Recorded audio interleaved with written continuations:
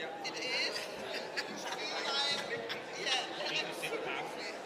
You're Esther. So nice to see you. Sorry? Yeah, and also I was with the AFL and ITC Gymnasium in Washington with Liz Schuller. We talked about how to join forces. Yeah. This conference is very good to keep up with. Exactly. Okay, we chose us over my Busy, busy guy, you know? because we are under pressure to see some video. I'm coming to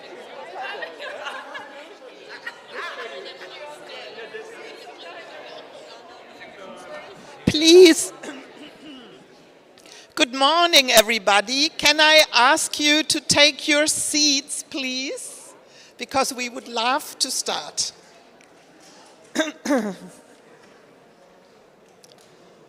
So, good morning, everybody. It's good to see you all. And once you all are seated, we will be ready because this next panel that is taking place really puts the spotlight on social and economic policy and the struggles citizens and especially also workers face in these times of huge economic pressure and polarization. And here we will touch all kinds of these dimensions, and we have great speakers, I can promise to you, from politics, from academia and trade unions, and in my view that's one of the best combinations you can get for a panel. So thanks all for being here, and I will introduce you in a moment. But allow me to set the scene here for our debate and the discussions coming up. Hello, Olivier. We are facing a new global world order marked really, and everyone can feel it, by huge rising geopolitical tensions and growing economic instability. The recent war that we experienced in Iran is also further fueling the cost of living crisis, and also from an economic perspective has led many people struggling to pay their energy bills and to face the cost of living. And at the same time, and we just had an analysis by The Guardian from the UK, we saw that the world's top 100 oil and gas companies have made more than, and now you have to listen carefully, more than $30 million every hour in windfall profits in the first month since the war. Every hour. And this is really scandalous. And meanwhile, at the same time, people face the cost of living crisis for essential things. Prices for housing, for groceries are exploding, and also driven by a speculation and also the greed of some to use this crisis for their wealth. And we can see at the same time, we discussed it already yesterday in many panels, digital and green transitions are shaping our world, and we as progressive forces, we must shape them in the interest of people, in the interest of workers. And this means also these shifts offer opportunities, but also pose real risks on workers and on their rights. So persistent inequality as described, wealth disparity continues to widen. And this also means that the poorest 50% and the richest 0.001% of people hold the same share of the total wealth in the European Union. We continue as progressives to call for a fairer distribution of wealth, but also of a fairer distribution of the taxes. And we see the far right is rising. A lot of workers choose the far right and vote for them, and they also really strengthen their ties across continents. We we see that they pretend to speak for workers, but when we look at their policies, we are seeing they're dismantling workers' rights, they work for the benefits of the wealthy, they cut public services, and they attack trade unions and civil society. So, and when we look at Europe and in the world, be it with a chainsaw or without, what we can see that they push really for a deregulation agenda together, conservatives and far right, and also have a very limited perception of competitiveness, which often is just a pretext for deregulation. So we have some examples of hope like in Spain here, but at the same time, for us it's very important as progressives because we know, like here in Spain, that economic prosperity goes hand in hand with sustainability, social justice, strong trade union, and workers' rights. And I'm very sure our speakers will take up on this. So, we have now 45 minutes, lots to discuss, so we should begin. A quick word how we run it here. We will have 2 rounds of questions per speaker, and I will kindly ask all of you to stay within the 3 minutes per question.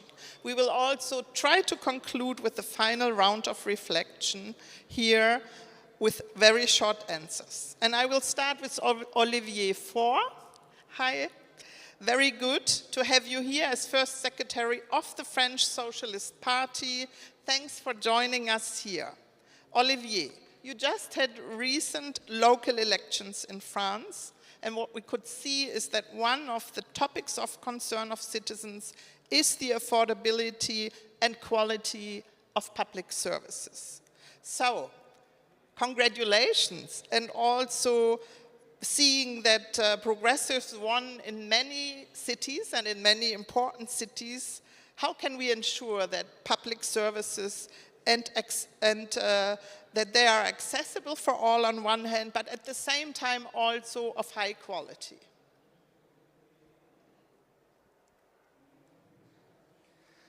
Thank you. I will speak in French. It will be better for you and for me.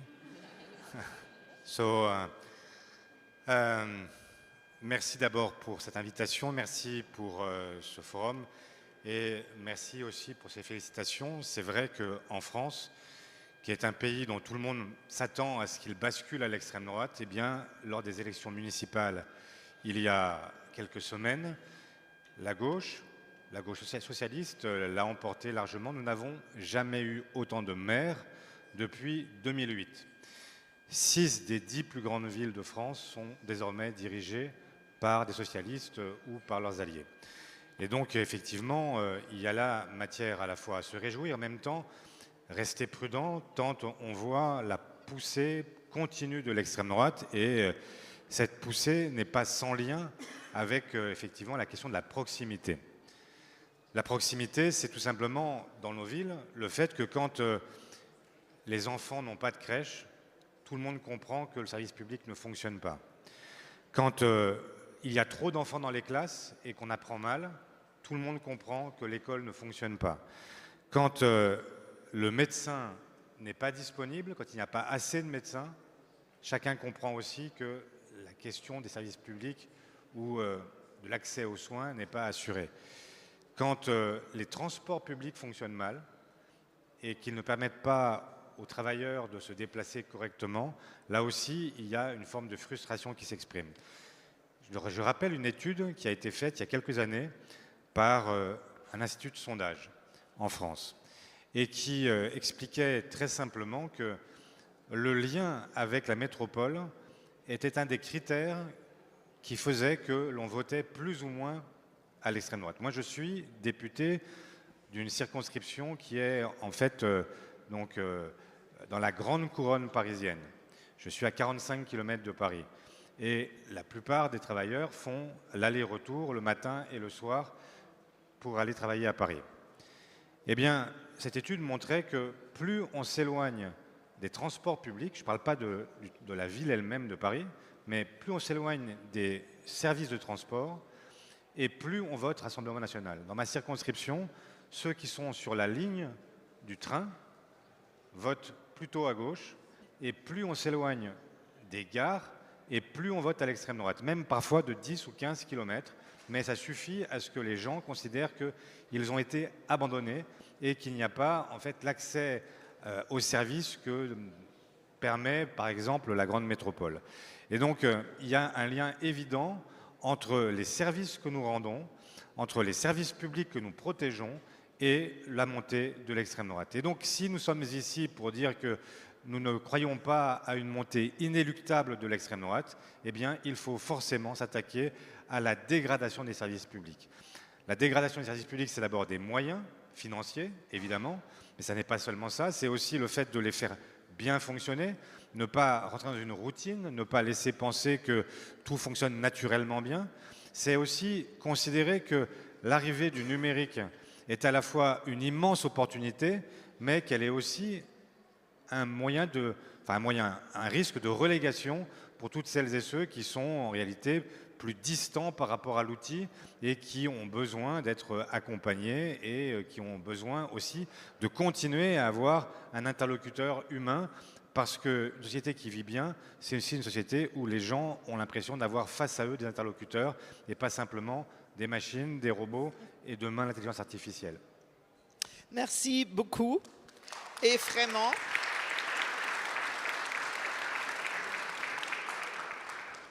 the next speaker is Esther Lynch. She is the General Secretary of the ETUC, and she is here, a strong voice in Europe and also in the world. I think if you look at European level, Esther, we hear constantly almost hammering simplification and competitiveness in the EU are the goals, but at the same time, it's often just deregulation what we see. From your point, as a trade union leader, how can we make sure that nevertheless social justice and workers' rights goes hand in hand with our economic ambitions in Europe and complement each other and not are seen as obstacles? Thanks, Gabby, and to begin by thanking you for your leadership and the great cooperation that we have with the PES, and thanks for inviting us to be part of this panel discussion. I think the deregulation discussion is a bit like a magic trick. So, you know, magicians, they say, pay attention over here and don't even look what's going on over there. And I think the CEO class is saying, pay attention because competitiveness is being held back by workers' rights. Whereas in reality, competitiveness is being held back because they took extraordinary dividends. They didn't invest in the workforce, they didn't invest in technology, they didn't invest in the plan, and they didn't even give workers the fair share of the productivity gains. And instead of being held to account, they're saying, oh, no, not our problem. It's the small amount of workers' rights that workers have. That's what's holding us back. So we need to call it out as the complete fake magic trick that it is. And we have a big challenge on our hands now, because on top of the omnibuses, on top of all of that agenda, there's a whole new proposal called the 28th Company Regime. And what that proposal plans to do is to allow a company to establish in one member state or maybe in no member state, and then to leave the situation that workers will have to try and enforce their rights in a different country, in a different language, without knowing even where to send the letter to say that they haven't been paid their wages. And worse, the company will be able to have contracts that allow for the complete replacement of the employment contract and wait for it to be paid in share options that you might be able to get a couple of years from now.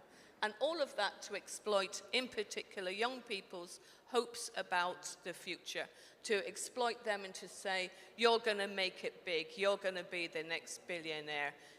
We need to absolutely prevent that 28th company regime progressing in that way.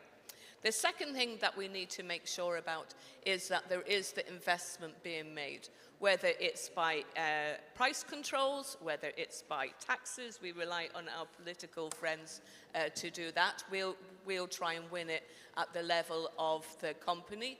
And how can we do that? We can only do that if workers can join a union and collectively bargain. We can only do that when workers have rights to information, consultation, to anticipate and manage change.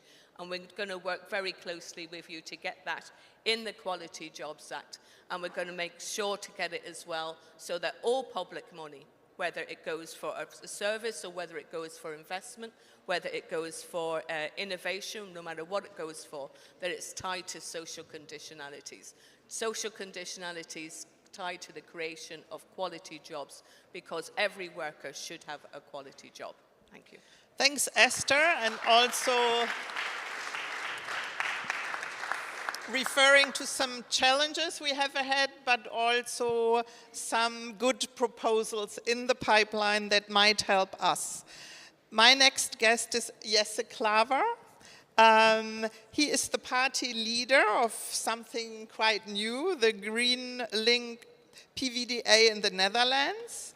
And we would like to know, Jesse, with the merger of the Labour and the Green Party in the Netherlands, you are setting an interesting example of joining forces in the progressive camp that is much in line with what we are discussing here at the Global Progressive Mobilization. So in the context also of economic pressure, climate crisis, workers increasingly, we heard it, turning to the far right. What can we do, what intend you to do to mobilize for progressive policies? Thank you so much. Buenos dias. I hope you enjoyed this panel. I hope you also enjoyed Barcelona last night. Some of you did. Okay, very good. Thank you so much. Yes, GroenLinks, Green Left, and the PvdA, we merged, and now we have an even better name, I would say so. So from now on, we are the Dutch progressives. Just simple pro. It means we are a force for good, a force for change, and I think that's so important for progressive policies. Not every voter in the European Union or in Europe would call themselves a social democrat, but all of them, I'm for sure, they want to live in a social democracy. And I think it's up to us not to defend what we have built over the years, but how we can make it great again. I think this is a promise we need to deliver to our voters. And of course, this panel started, what can we do? And this whole Congress is about how can we fight the extreme right? But I think we should talk less about the extreme right. Because what they try to do is to get us in a fight on a cultural war, on the cultural issues. Yeah. And I think that's the biggest mistake the progressives have made in the last years. I have made that mistake myself. I'm not new in politics. I'm doing this for quite a while. And our fight is a social economic fight with the trade unions. We need to strengthen our bonds. And I completely agree with you. It's not, sometimes it looks like we are not in favor of competitiveness. I'm very in favor of competitiveness. I think Europe should do better, way better than it's now. But, and that's why I agree with you, it's not because of the labor force or the trade unions that we're not competitive anymore. It's about the greed. It's about greed. All the dividends going to the shareholders instead of going to investments. If you look to the Boeing company, a lot of us came with airplanes, I suppose. A lot of us in Boeings. Boeing was one of the best companies in the United States. And then I think it was 25 years ago, there was a new CEO, and they changed the strategy. So instead of doing business in Seattle with very straight trade unions, they went to Alabama. Because the laws and the laws for the employees, they're less strict. And what happens? It was the failure with the Boeing the 737 MAX. We need strong regulations. We need strong unions. We need good CEOs, and we need a good labor force that can make all those products that are good for our future. So I think, and that's why we are Progressive Netherlands. That's why we call ourselves pro. We are in favor of new things. And I think we try not to come into the defensive. No, we're not for competitiveness. Yes, we are in favor of competitiveness, but in a fair way. I think that's important. We are a force for fairness in the world. And I think the best is yet to come for us. Yeah, that's a very good point. The best is still to come. And this is why I always speak about a limited concept of competitiveness that they have and that they use. Mariana Mazzucato, I don't have to introduce you, but I will, professor in the economics of innovation and public value at the University College London. Thanks for participating. Mariana, your work, especially also the recent one, also with the economist Danny Roderick, is really illuminating and inspiring. And you explore how conditionalities can ensure that industrial policy delivers public value and not just, as we heard, increasing the pockets of shareholders and private wealth. So you argue that what we discuss at European level a lot at the moment, the procurement reform needs to go much further to truly contribute in a positive way to economic transformation. So what examples have you there that you can give us an enlightenment with globally that we in the European Union can draw lessons from and learn in this economic framework in action? Sure. So thank you. Thanks you for being here. So the question of conditionalities is kind of a second order issue. The first order issue is where does value actually come from? The reason that there's been this massive extraction of wealth, for example, the large corporates, including Boeing, but also including Pfizer, also including Shell, using over 7 trillion, that's 12 zeros, of dollars worth of their profits just to buy back their shares, to boost stock prices, stock options, and executive pay, is they lean on a narrative, a story, a discourse of value. Right? There's a whole theory that shareholders are the ones who take the most risks.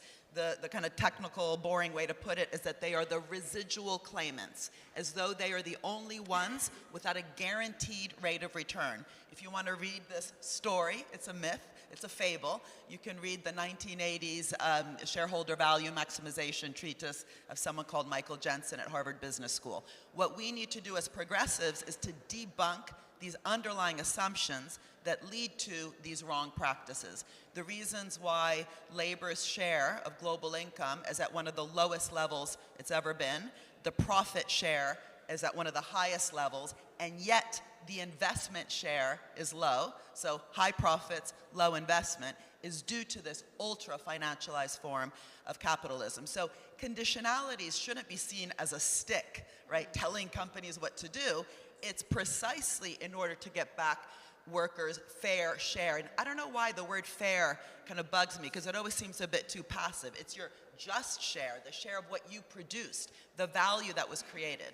So the work that I've been doing now for some years, and most recently in an article with Danny, is really to say, how do we stop this dysfunctional way that we have decided, so there's no deterministic point here, we have decided to do this. We have allowed, the laws have allowed things like these massive share buybacks, which in the 1980s was not allowed in the US, for example. Yeah? The SEC, the Security Exchange Commission, changed, right? Because they were lobbied to change their laws. Anyway, so conditionalities are about making sure that we have reciprocity. I used to say reciprocity, and then Trump took the word for the tariffs, right? But basically, how do we create an ecosystem that's not parasitic, that's not predatory, that's symbiotic, it's mutualistic, based on reciprocity? That means every single contract, not just the labor contracts, procurement contracts, public loans, guarantees, subsidies, bailouts during COVID, water rights, right? Water rights, literally. The state gives Pepsi-Cola the right for water. What does the contract say? So what we say is that the contracts have to embody the good outcome from the start in a pre-distributive way. So procurement, for example, when a state procures school meals, right, for the schools in a country to deliver healthy, tasty, sustainable lunch, how do we make sure it's not just money being passed over to the private sector to produce lunch with a parasitic contract, but that there's these innovative conditions. Lunch has to be sustainable, healthy, and tasty, so we can use procurement, which is often 20 to 30% of a government's budget, to actually become an innovation budget, right? Because the private sector has to invest, innovate, train workers in order to deliver what we call moonshots.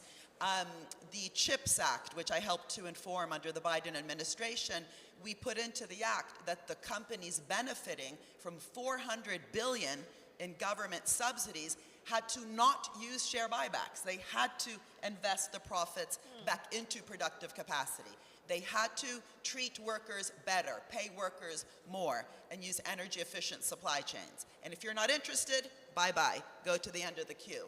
In Germany, because there was the Energiewende, right, which is a vision of how to transform an economy, the public bank, called the KfW, put as a condition that the loans to the steel sector had to be in return for investment, as we just heard from Esther Lynch. Investment in lowering the material component of production. Not interested? Go back to the end of the queue, right? So instead of always, like in the UK, I don't know why, even with the Labour government, the idea is to be business friendly. It's not about being business friendly, it's about working with business to produce a more inclusive and sustainable economy. So whether it's a public loan to steel, whether it's procurement for school lunch, whether it's the Semiconductor Chips Act in the US, at the center of it has to be justice, fairness, again, improving working conditions instead of what we've seen. There's a great ITUC study that's shown that working conditions are falling in almost every single country. Workers' rights are falling. We can't just complain about it, put it in the contracts. And lastly, of course this leads to a more innovative economy. Of course it leads to a more competitive economy. Everything I'm talking about is about innovation, investment, training of workers. That's what leads ultimately to growth. Long-term growth is a function of investment. So a high profits, low investment economy is not the kind of economy that so-called innovation and competitiveness requires. And progressives need to own that discourse, own and debunk the myths that have underpinned this extraction and financialization. And we can't just talk about fairness. We have to show that we know how to innovate in a different way, create value in a different way, and that's about pre-distribution, not just redistribution. Thank you.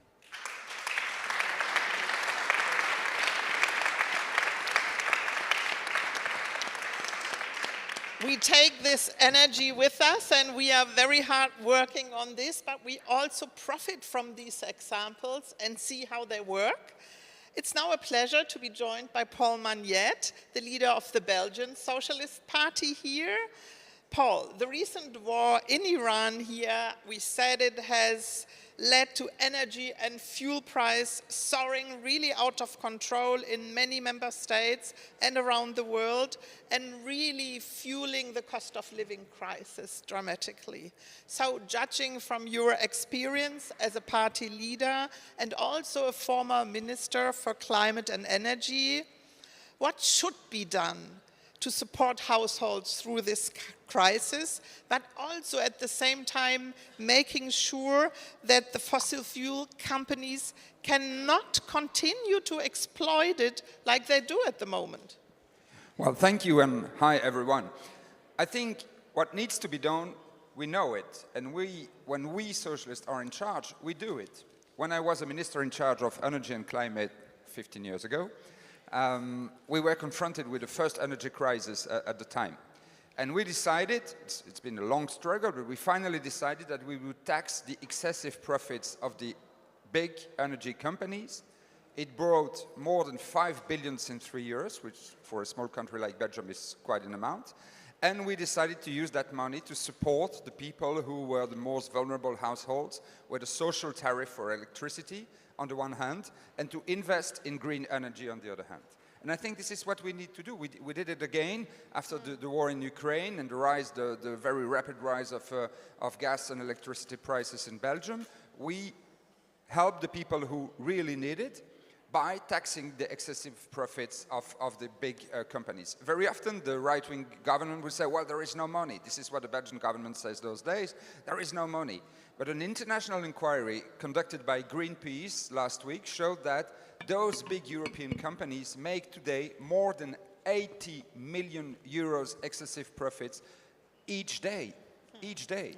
That's a huge amount that is available to help the people who really need it. Second, we need to keep innovating. The strength of social democracy is that when we are confronted with a crisis, we try to invent something new. We try to invent a new institution, a new mechanism, which gives a concrete answer to the people who need it. 1 century ago, there was everywhere in Europe a major housing crisis. We invented social housing. We decided to build houses with public support, which is also a way, as Mariana just said, to support growth and the creation of jobs. And we rented them to those at a price which was lower than the market price. This was also a mechanism which helped us regulate housing market everywhere in Europe.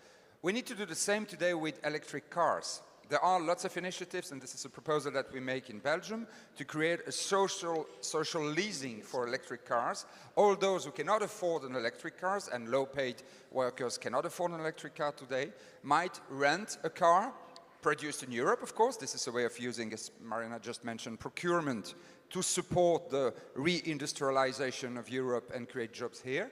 And that might offer the capacity to all those who cannot afford today to have an electric car, which is much cheaper in terms of consumption and also much more independent from oil exporters.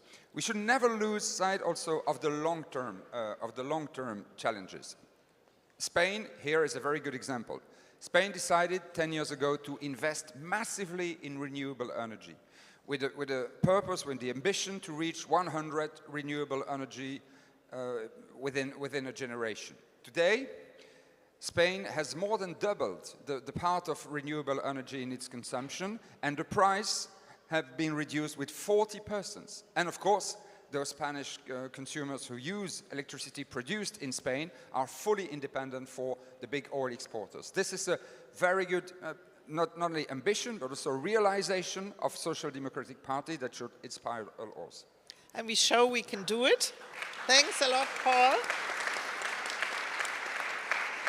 We also push as S&D Group for such a social leasing program on European level and to support it. But finally, I would really like to welcome Rayuth Kanchuchat, who is the deputy leader, especially of strategy for the People's Party in Thailand. A warm welcome for you and thank you for joining us here. We know Thailand is the second largest economy in Southeast Asia, and yet its economic growth has been stagnating for a while. And in times of economic downturn, what can progressive movements in opposition under very difficult conditions, I know, can do to continue also advancing equitable growth and improving the quality of life for all? What forms of resistance and what is your experience here are we likely to face? Thank you very much for having me, and I would like to reflect the views from developing countries too. This is the logo of our party, the People's Party. You see, the ultimate goal, this is the upside down triangle. So it tells you that the ultimate goal of our party is to overturn the hierarchical power structure. Yeah. And even though our party is only 8 years old, but we have been dissolved twice. And it tells you something because we fight against the incumbent and the elite in the country. So, and the 3 pillars for the pursuit of social democracy in developing countries. The difficulty is that we have to do all these 3 pillars together. Otherwise, we cannot move the country forward. The first is a firm ground. We have to build the firm ground in the country, including the universal health care, social safety net, marriage equality. We are already successful in pushing forward the marriage equality in Southeast Asia, in Thailand. And second is the fair game. We push forward, we're fighting for the living wage for labor, fair competition against the local monopolies and also the big tech coming to invest in a developing country. And specific to Southeast Asia, we also need to fight against the influx of the dumped goods to Southeast Asia. That may be more specific issue to Southeast Asia, but very important for the trade and production issue. And finally, we have to fight for the future-oriented growth. So it's 3 efforts: the firm ground, the fair game, and the future-oriented growth. It's a transition because we still based on the fossil fuel industry and agriculture. There's a cost, political and social and economic cost of transition. That's huge. And in the second round, I will talk about how can we have the international cooperation on that issue. But when we talk about these 3 things, there's a lot of resistance in Thailand and in the middle income country. For example, when we want to build the firm ground, we have to fight against the corrupt budgeting. The smart procurement is not that easy to. It's also both interest and ideology that matter and that oppose the change. And as Mariana said, we have to need to have the pre-distributive issue in the budgeting from the beginning. Yep. I think that's important more than the redistributive issue. And second, for the fair game, it's about regulation. It's not about deregulation, but we have to regulate more in a smarter way against the big tech and local monopolies that really matter in developing countries, especially in Southeast Asia. And for the future-oriented growth, it's also about investment. How can we change the mindset of the policy makers, local, international, that we have to socialize both risk and rewards, right? Now it's like we are socializing risk for the whole country, but the rewards always given to the big firms. So the idea is that if we want to push forward the future-oriented growth, how can we change the transit from the fossil fuel to the clean energy? But we need the proactive investment, and that a lot that international cooperation can do to help developing countries, including Thailand, which I will come back for the next round. Thank you. Thank you very much.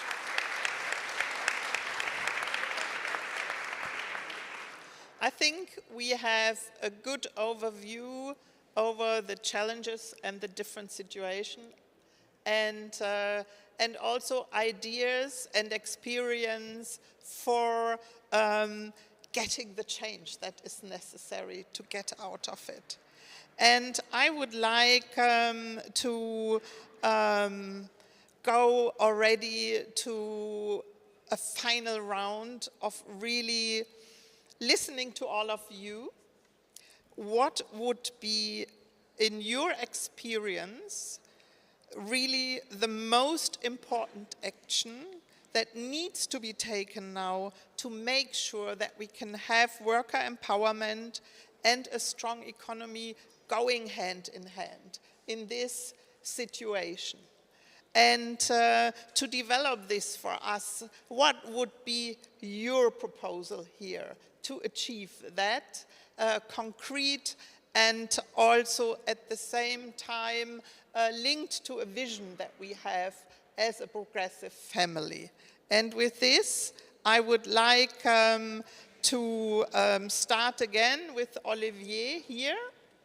What is your proposal here for us and your recommendation? Bon, d'abord, effectivement, la question de la démocratie ne peut pas s'arrêter aux portes du monde économique et suppose donc qu'il y ait à nouveau des avancées, de la même façon que nous l'avons conquis au siècle passé sur donc le pouvoir politique. Il faut que sur le pouvoir économique, il y ait aussi là un partage. Tout le monde a évoqué dans le panel le partage de la valeur. Tout le monde a considéré qu'il y avait un partage aujourd'hui qui était très inégal entre ce qui revient au capital et ce qui revient au travail. Et c'est lié aussi aux structures de direction des entreprises et à la façon dont s'organise le monde de l'entreprise. C'est la raison pour laquelle, moi je crois qu'effectivement, il faut aujourd'hui qu'il y ait une forme de partage, y compris du pouvoir, et donc que dans les conseils d'administration des entreprises, il puisse y avoir une parité entre les administrateurs qui viennent du capital, qui défendent les actionnaires, et puis ceux qui viennent du côté des salariés et qui peuvent aussi peser sur la stratégie d'entreprise. Si on regarde, y compris du point de vue du capital, ce que ça pourrait leur rapporter. Il y a des entreprises dans la grande distribution en France qui ont fait des choix stratégiques qui ont été douteux. Dans l'automobile, c'est la même chose. Et qui ont conduit leurs entreprises à perdre de l'argent. Alors que si on avait eu aussi la possibilité de faire intervenir à ce moment-là les salariés, sans doute auraient-ils pris d'autres décisions, parce que les décisions qui ont été prises par les entreprises dans le passé, c'est des décisions qui avaient essentiellement pour objectif de réduire les effectifs, de chercher à se mobiliser sur des segments de marché qui n'étaient pas les bons. Et donc, au départ, en pensant réduire la masse salariale, ils ont surtout réussi à réduire aussi leur capacité de prégnance sur l'économie française. Donc, on a là quelque chose qui me semble assez évident.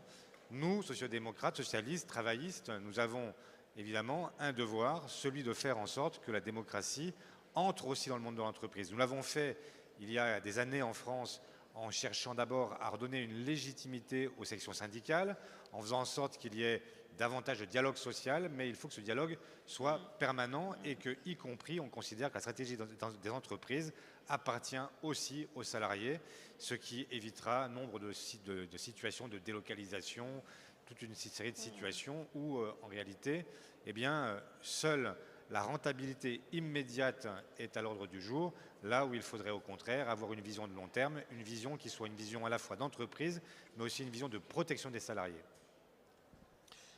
Claire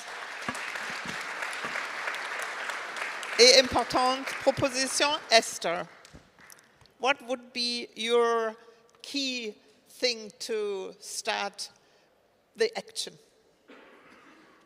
I think one of the great things about this event is that we've all been able to see. Hello? This one working? Yes. I think one of the great things about this event, one of the great things about this event has been that we're all able to see each other, because the far right are trying to encourage us to think that we're on our own and make us give up in despair. So I think that fact of being visible is so important. And I think that there should be no surprise then that hand in hand with the rise of the far right has been the suppression of trade unionism, because we help workers see each other. We see each other in the workplace, we see each other on the streets. That's why the biggest growth in the attack on trade union rights in the world has been in Europe. We have a strong campaign. Trade unionism isn't a crime, but union busting should be. So that's our first ask, to help us win that. Our second ask is for the public procurement rules. There's 300,000 contracts every year, 300,000 chances to get it right. But the vast majority it's got wrong. The decision on who to run a nursing home goes on the basis of the lowest price.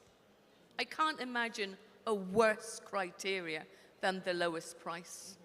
Not just for workers, but for the people who are going to get the service as well. Not the fault of the workers, because the way in which the contracts are run, cutting wages and cutting the service that they're able to provide for people. That's why we want to change the public procurement rules, so that companies that have a collective agreement, that innovate exactly as Maria Mazzucato said, companies that do not should not lose the contract, they should win it. So we need to stop the lowest price, we need to look at social value, we need to put the conditions in place so that those making the choice always choose the company that has the quality jobs and that is providing the type of service we all want our tax money to be spent on. Thank you. Thank you, Esther. And you can see with the applause that we are ready for this fight. That is, we are at the doorstep of it. And if we join forces, we can really win something tremendous. Paul, I will continue with you. What is your one thing what you say we should start with it if we want to get this change that we are fighting for? Well, I'd say the answer is in the question. How can we reconcile or make sure that workers' rights and a strong economy go hand in hand? When you look at the facts, it is always in the countries where you have the highest working rights, the highest level of affiliation to trade union and strong trade unions, that you have more productivity, a cleaner economy, less gender inequality, less wage inequalities, and the highest level of growth. And I read that in a report by the IMF, which is not the most left-wing think tank. So, yeah, the first thing we need to do is to support the trade unions and to encourage workers to affiliate to trade unions.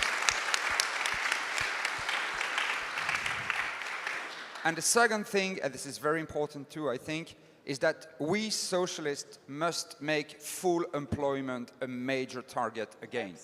Unemployment is a nightmare. Unemployment is what the right wing uses to create competition between workers. And competition between workers who have a job, those who have lost their job, those who are in good health, those who have a less good health, those who were born in this country, those who were born in another country. So when you have full employment, it's much easier to support the rights, the workers' rights, and to support good wages for everyone. And good friends, with the impact of artificial intelligence that no one is able to predict with certainty, this will be a major challenge for us. And so, yes, reopening the debate of reduction of working time, I think, is also something that we need to do. The major telecommunication company in Belgium decided 3 weeks ago to delete 1,000 jobs. They have 6,000 jobs, so it's more than 15 persons. They might as well have, and they make huge profits, huge profits. They might as well have decided that they will keep everyone and that everyone will work 4 days instead of 5 days a week. And it would work perfectly. So they're not in competition with the Chinese companies that would do the same or something like that. So yes, I think full employment and reduction of working time should become, again, a major priority for social democracy. Thanks a lot. And I would like to continue with Mariana. What is your take? I mean, if you ask politicians for one, they always come up with two. So I'm curious, what will be your key take here? Sure. I mean, we are all obviously agreeing, so maybe I should just focus on something we haven't said, which is to do what we've talked about, we need capacity, capability within our governments. And what we've seen for the last 50 years is not just the privatization trend that lots of us have written about, but also this massive outsourcing of capacity. We have, in quotes, infantilized our governments. That was the subtitle of a book I wrote called The Big Con, when we McKinseyify, Deloitteify, KPMGify, PwCify, even the big global conferences, by the way, all the UN conferences are literally managed by BCG and so on. So we need to take back control of how do you govern an economy to do everything we've just said. You cannot do that with incapable states. And what's so interesting also is to govern AI, we haven't mentioned yet artificial intelligence in this room, we can govern it for good or for bad. What does it mean to govern it for bad? It means exactly what we've done. You think you're searching Google for free? Google is searching you for free. It didn't have to be that way. Literally, Google's algorithm was funded by the taxpayer. The internet, GPS, touchscreen, Siri, all the early LLM language models, all the early speech recognition was actually publicly financed. So it's literally the most obvious example of how we have not only socialized risks, but privatized rewards, but allowed technology to go in this bad direction. But to change it, we need capacity. And something that people, I think, don't realize is that the current salaries that are being paid to university researchers and people who used to work inside the state in the big public labs, CERN in Europe, NASA, DARPA, the salaries that the big tech companies are now paying to these researchers are 100 times what they could earn in these public labs and universities. So we have a hemorrhaging of talent. When I wrote The Entrepreneurial State, I said, hold on, all this technology was state funded and now we're allowing the profits or the rents to increase because we've privatized the rewards. That's no longer true. The technology cannot even be funded by our states, not only because of austerity, but because of this massive hemorrhaging of talent that is going to 5 companies. You cannot govern a process you don't understand. So my big thing is take back control also of the people. Make it the sexiest thing in the world to work inside government. Make working in government purpose-driven, public value-driven, and get all these young people who do care. The Greta Thunbergs of the world that are everywhere, mainly actually in the Global South, because Global South youth are fed up. with the blah, blah, blah of the so-called elites. Get them to come back into government, but government has to be for people, for planet, not the current outsourcing and McKinsey-fied government. Thank you. Thank you, Mariana. Take back control. And Vera Youth, what is your key thing you would say, let's start with this, let's put it into focus? Do you remember what was the product and outcome coming out of the previous oil crisis in the 1970s? It was neoliberalism. So with our international cooperation, out of this crisis, we may face the neoliberalism 2.0 or maybe already 3.0. But so we need to fight against that coming. So from a developing country point of view, I think we need the cooperation in the state capacity building, of course. Otherwise, we cannot increase or enhance the state capacity to do industrial policy. And second, we also need the knowledge in terms of the platform monitoring and regulations. If you want to capture what Google is doing, you need some help and some technical details, especially from the European Union. And we also need the co-investment in the two transits from the fossil fuel industry to the clean energy ones. But if I have to call for only one thing urgently, I would call for, I think we should initiate the news and knowledge platform on a weekly basis. You think about the Financial Times, if you think about the Economist and the World Economic Forum, on a weekly basis, they provide interpretation into what would we think about the crisis, what would happen next, and what should we do. But if you wait for Professor Mazzucato papers, it's maybe one in a quarter or twice a year. It's important and it provides the long-term ideology. But I think on a weekly basis, we need the news and the platform to interpret the world and what should we do next. So that would be one urgent call for me. Thank you. And Jesse, you have the privilege of the final urgent proposal here before we close this round here. It's absolutely a privilege. It's also a burden because I'm the thing standing between you and your next session. But I've actually one very simple message, actually. I think we know what to do, but we're not going to get it by asking nicely. We need to fight for it. And we need to step up our game. And I think progressives should be united. I think that's so important in being here together. We need to be united. And I think it's in German they say, was es liebt, das neckt sich. This is what's happening with all the progressives. We try to find all the small differences between ourselves. But the fight is so much bigger. So I don't ask everybody to agree with each other, but know that we are in this fight together. And our opponents, they are very strong. It's the big tech, it's the far right. In some cases, it's the same. And we need to step up our game. And we need to come together. And I would say for the next time, Progressives United. That sounds like a good title for what we are doing. Thank you so much. Thanks a lot. And I think this was also already a big applause for our distinguished speakers here. Let me say, I mean, if we start here, you want more say, more pay, more participation, more equal share of profits. We have the tools, as Esther said, for that. For example, public procurement. You said if we want to achieve this, we need the capacity building, and we also have to have stronger governments again and the capacity. You are applying again also to the young people and to use and shape the platforms here. And the last word, and I think this is the message from this Congress, we are ready. Let's use the tools we have. Let's be together and find as a progressive camp because we want to change the course and we will do it. Thank you very much for your participation and contribution.